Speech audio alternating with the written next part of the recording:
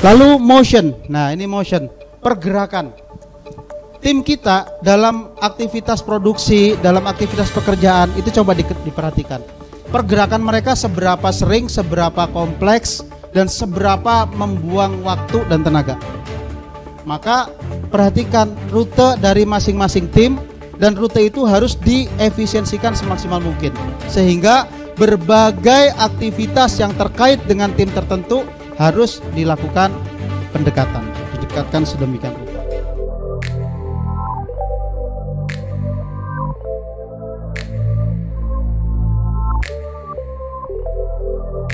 Marketing and supply chains. Ya, ini marketing and supply chains. Berarti antara marketing dengan supply chains itu harus saling terkait. Jangan marketingnya semau gue atau supply chainnya semau gue. Marketing udah teriak-teriak, supply chain sabar, tunggu. Sabar, tunggu gitu ya. Marketingnya putus asa menghadapi supply chain yang seperti itu. Supply chain berarti mensupport dari mulai barang itu nggak ada menjadi ada.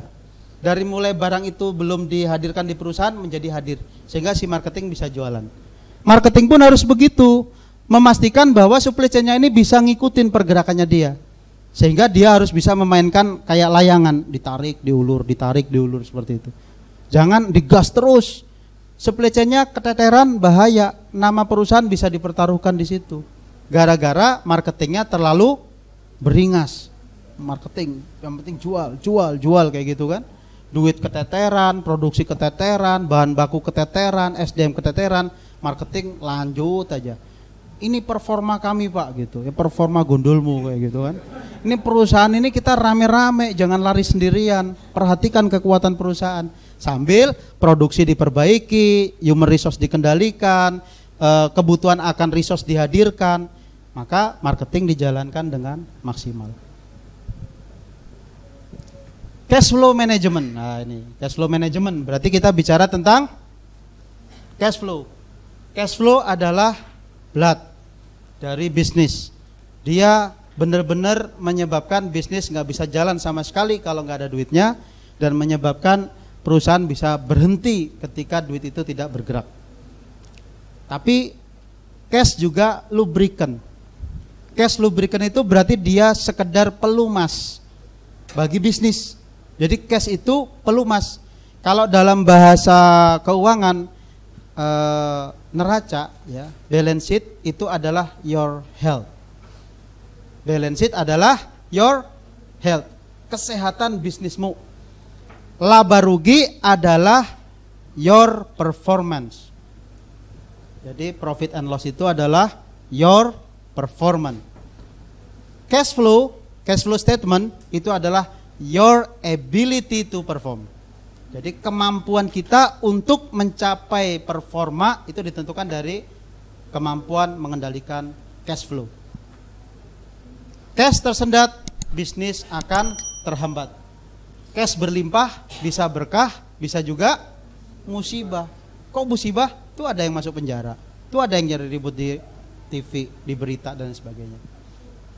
Apakah karena gak ada duit? Bukan. Kebanyakan duit, bingung dia mau serius kerja apa enggak.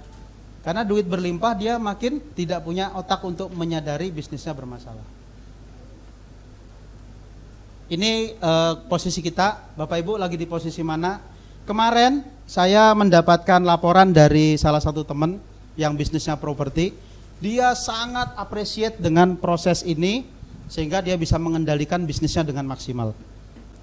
Saya bilang, untuk bisa mengetahui bisnis itu ya kondisi kita harus diperhatikan di sini. Kalau enggak di nomor 1, di nomor 2, nomor 3, nomor 4, nomor 5.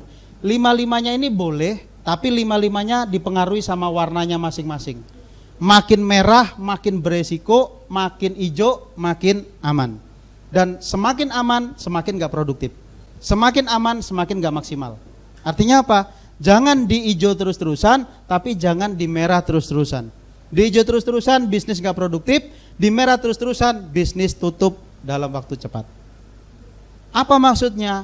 Pertama gini, ini orang finance nih yang harus ngerti. Kalau bukan finance bingung juga. OCF in itu kalau lebih besar sama dengan CF out, maka dia ada di kondisi hijau. Ijo artinya duit makin lama makin numpuk. Ijo artinya duit makin lama makin numpuk. Apakah duit banyak enak? Enggak. Duit banyak itu menyebabkan masalah. Karena nggak dipakai. Kalau nggak dipakai, pertanggungjawaban di akhirat berat. At-Taubah 34-35 bro. Nanti buka sendiri ya. OCF in ditambah opening cash, OCF in ditambah opening S itu harus lebih besar daripada cash flow out kalau pengen di zona kuning. Artinya gini, bener sih OCF in-nya lebih rendah daripada CF out, tapi kalau ditambah saldo kas di perusahaan masih surplus. Nah, itu kuning.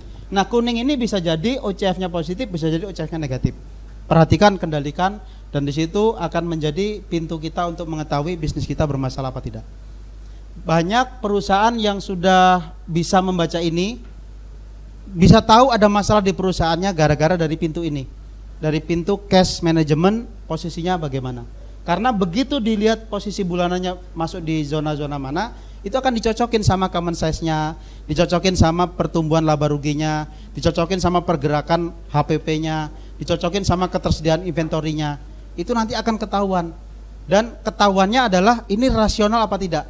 Ketika tidak rasional, bisa jadi ada para tikus-tikus yang berkerah putih di perusahaan kita. Kayak gini nih. Ini yang bisa jadi kita hadirkan. Jadi zona hijau ngumpulin duit, zona kuning ini antara ngumpulin duit sama make duit, zona merah ini make duit dan berpotensi kita butuh duit dari luar, bukan dari operating cash flow. Boleh nggak di zona merah? Boleh, asal jangan lama-lama. Boleh nggak di zona hijau? Boleh, asal jangan lama-lama. Boleh nggak di zona kuning? Ya nanti kita akan cenderung di zona kuning terus-terusan. Naik turun, naik turun, naik turun terus begitu. Semakin kita mengerti kondisi cash flow kita, semakin kita bisa mengendalikan. Kalau orang finance yang ngerti ini, orang gudang yang ngerti ini, orang purchase yang ngerti ini, dia akan bisa tektokan secara maksimal. Kalau enggak, orang purchase-nya egois, orang marketingnya egois, orang gudangnya egois. Kenapa? Saya punya beban pekerjaan, saya punya tanggung jawab ini, urusan lu mah urusan lu, kayak gitu. Akhirnya apa? Saling sikut, yang penting nasib saya selamat. Akhirnya bisnisnya nggak lama umurnya, karena pegawainya ribut sikut-sikutan. Gara-gara apa? Ownernya tidak bijaksana. Yang ketawa biasanya mengalami rewel sama finance-nya kayak gitu kan. Marketnya tetap 100, tapi kita bisa mendapatkan 15. Marketnya tetap 100, kita bisa mendapatkan 20. Kita bisa mendapatkan 30.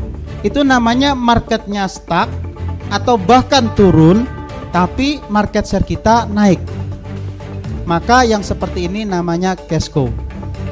Namanya apa Pak? Cash cow.